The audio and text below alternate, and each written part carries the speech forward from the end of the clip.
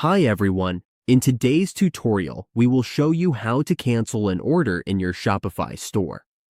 Whether a customer requests a cancellation or there is an issue with the order, Shopify makes it easy to manage and cancel orders directly from your dashboard.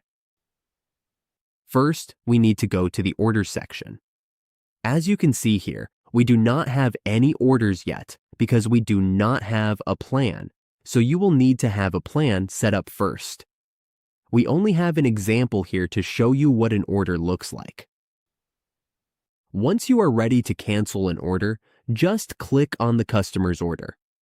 Once you click on it, you will be taken to the Order Details page. On the upper right, you will see the More Options button. Click on that drop-down menu and you will see the option to cancel the order. Once you click Cancel Order, a new window will appear. Here, you will need to enter the reason for cancellation, add any notes, and review the refund details. When you are ready, click Cancel Order to confirm. And that is how we cancel an order on a Shopify store.